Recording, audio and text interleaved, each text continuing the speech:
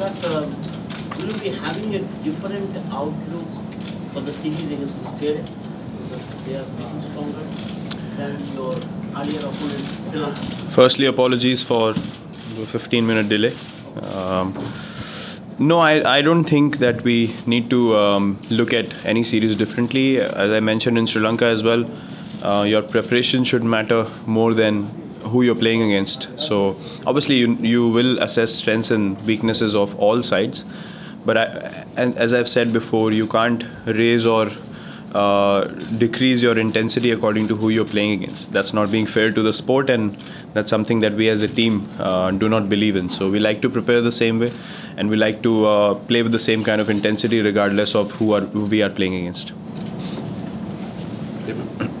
Captain, first of all, let me wish you luck on behalf of all of us. Thank you. And I want to know, given the kind of batting riches you are in a position to juggle, ODIs especially,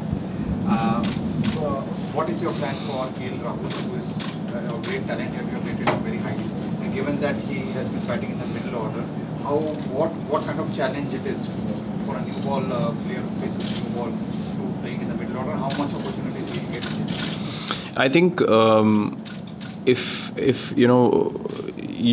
you look to bat in the position that you bat in one format, in all formats, then it can get very difficult for the team to find the right kind of balance, including that player. So I think players need to adapt to what the team requirement is more often. And for example, I've opened in T20 cricket as well, so I would do that any day if there's a guy in the middle order who's going to strengthen the middle order. So I should be flexible enough to do that. Or one day cricket as well. I batted at 4, I batted atop the order as well. So I think it's up to the player to get versatile in a manner that he can take up different positions, what the team requires him to do.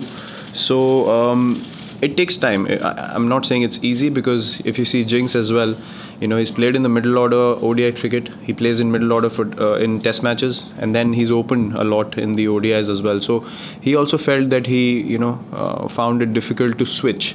So now we are backing Jinx at the top of the order, so he knows his plans are clear. So once you get that balance with giving that player more chances, then he gets more confident of his role in the team.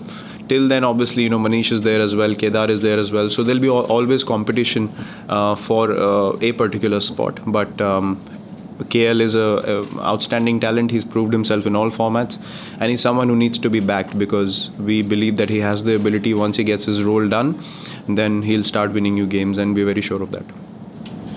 So many former cricketers are happy that have started the process of identifying players for the World Cup and things like that. You have been a great advocate of 5-bowler theory in Test cricket. In the limited overs version, will it be 3 bowlers and 2 bowling all-rounders? Could be, possibly. A lot of teams are heading that way. You need depth in batting, you need depth in bowling as well. And I think those 2 all-rounders provide that kind of balance for you. That's why we have someone like Hardik or Akshar in the team, or Jadeja when he's a proper left-arm all-rounder. So I think you need to identify at least 2 of those guys for your side to have more strength in both the departments. And that's something that all of the sides around the world are going to move towards, because of the strength it gives you in both departments, as I mentioned, along with the guy being a top fielder as well. That's very, very important. So you need a proper all-rounder, not just a bowling and a batting all-rounder. So that's something that we have focused on, and that's paid good dividends to us in the last series as well. That's something that we'll look to continue with. That really gives us a good balance. Thanks. Sir? Virat, like 47 international hundreds, what is it that is helping you break away from the pack when it comes to numbers in centuries? And does this 100, does it ever play on your mind somewhere deep? Because for us, 10 years of Virat Kohli and that number will be reached. I don't play for the 3-figure mark. Maybe that's why I end up crossing it more times, because I'm not thinking of it. So I don't put myself under pressure in terms of I need to achieve a landmark. For me, what's most important is to win the game for the team. As I've said before, even if I'm 98 not out, I don't mind. If I'm 99 not out, I don't mind, as long as we win the game. in that process, things end up happening because you want to stay till the end, and if there's enough runs on the board, you end up achieving those landmarks because you're thinking of the end result, not about you reaching the landmark. So my motivation has never been that. It will never be that. Whatever time I play, 10 years, 8 years, 12 years, whatever it is, I will never think of that because it just doesn't come to me naturally.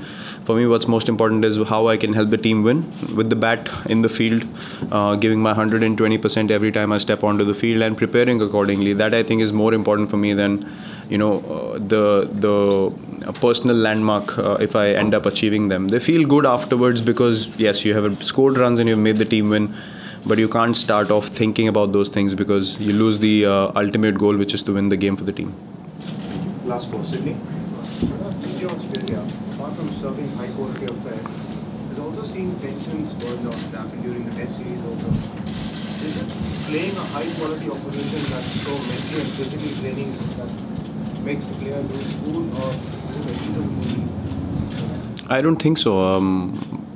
See, you can say what you want, you can keep talking the whole time, but if you don't deliver on the field, it doesn't matter. So I think all those things are just, to get that aspect of mind games and all those sort of things going, but which I think creates an excitement for the fans watching as well, and also the players involved in the series. That becomes more exciting, and players are more pumped up to win games and outdo each other.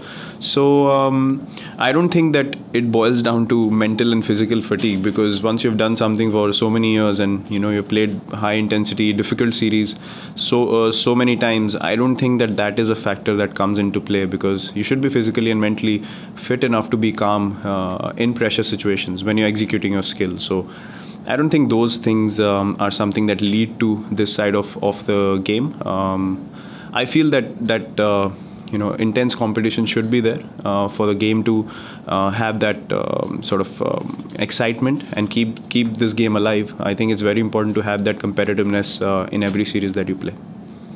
Last three. The last time India Australia played here, the bowlers from both sides didn't quite enjoy their time perhaps.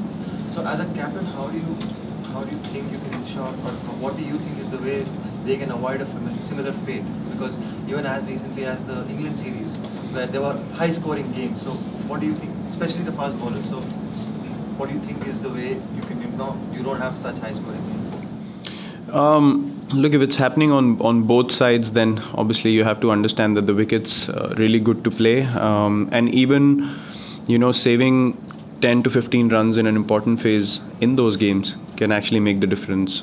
So you don't need to start off thinking we need to bowl a side out on 250 or 260 if the wicket's really good to bat on, because then you're setting expectations which might not be achieved. I think you have to be realistic in terms of how many runs can be scored on this pitch, and how many can we give less than that for us to give ourselves an advantage when we bat. So I think those things you have to keep in mind. The game is moving so rapidly that even in Test cricket you see runs scored at 4 and over throughout the day without losing too many wickets. So the skill level of the batsman obviously has changed according to how the game is moving on so quickly with T20 coming in, and obviously the effect of that is going to be on the other formats as well.